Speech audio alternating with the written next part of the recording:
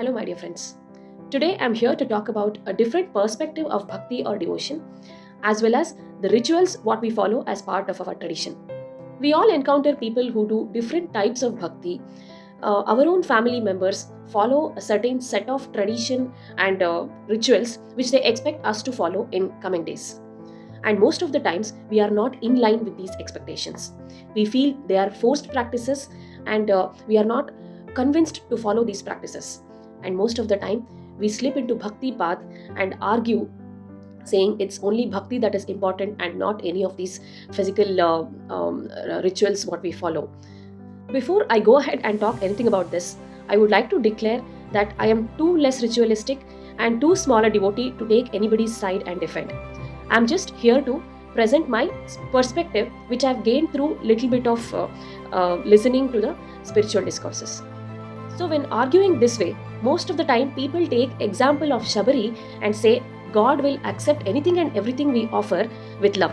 So it is only our love and bhakti that is important and none of the rituals are.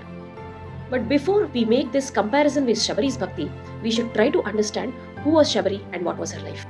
Shabari was a lady with intense desire to learn divine knowledge. She spent decades of her life in Rishi Matanga's hermitage, being his disciple and seeking knowledge from him. Her desire to attain God was so intense that she had rejected all of her worldly pleasures and dedicated her life completely to understand divine knowledge. She thought of God every second and every minute of her life, and all of the activities she did was completely dedicated and surrendered to Lord Rama. She tasted those berries just to make sure that those berries are best of all.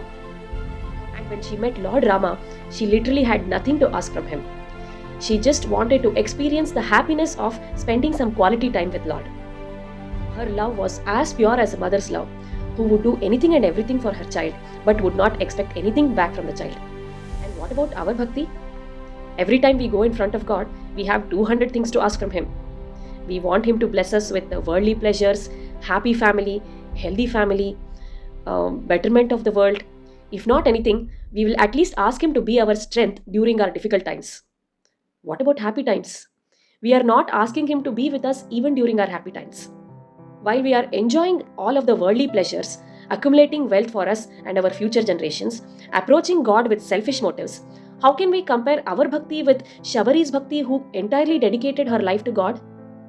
And if only bhakti was important, why did our ancestors lay down all of these rituals and practices in place?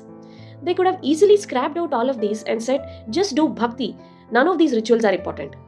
So does that mean being ritualistic is important for my prayers to be appealing to God? Well, here is an example.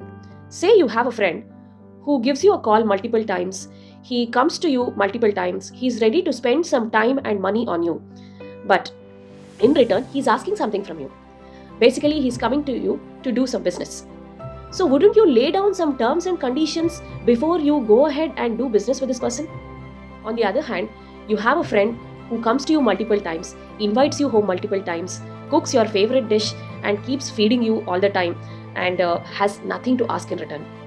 So would you lay down any terms and conditions with this friend, just like the previous one? Aren't you happy with what he's giving to you? So I hope this answers our question about being ritualistic.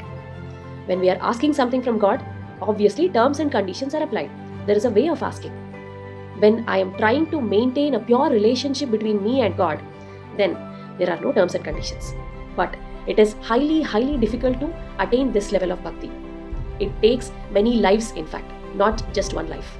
And what about people who are being ritualistic just mechanically with no devotion or bhakti?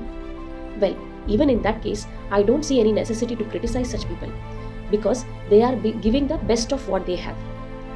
Say 100% of their puja consists of 50% of their physical energy and 40% of their time, their precious time, and 10% of bhakti.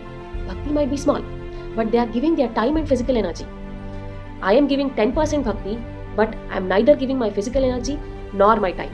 So they are scoring more than me in this case.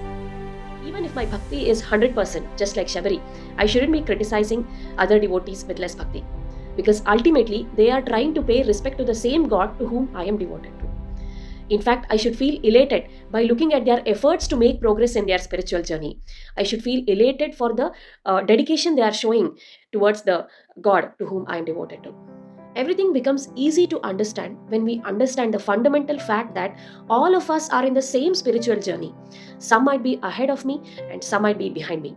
Some of us are trying to acquire worldly pleasures, some of us are enjoying worldly pleasures, some of us are trying to understand who I am, and some of us are already enlightened. I might be ahead of some people in this journey, but that doesn't give me any entitlement to criticize those people, because I should understand the fact that there are people who are ahead of me as well.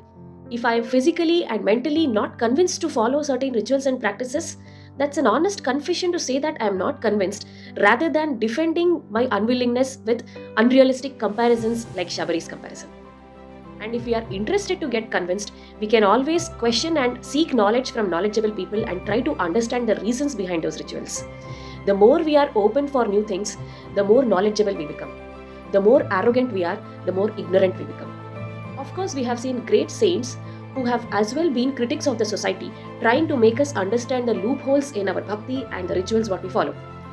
But before they became critics, they attained a great level of perfection in their bhakti. While we are yet to reach that level of perfection, if we become critics, that will just be called as arrogance. So, to summarize, irrespective of what level of bhakti I have, irrespective of what kind of rituals I follow, the more I am kind, compassionate, and understanding with my fellow devotees, the more we will be helping each other in our spiritual journey, as well as promote peace and harmony in the society. Thank you for watching.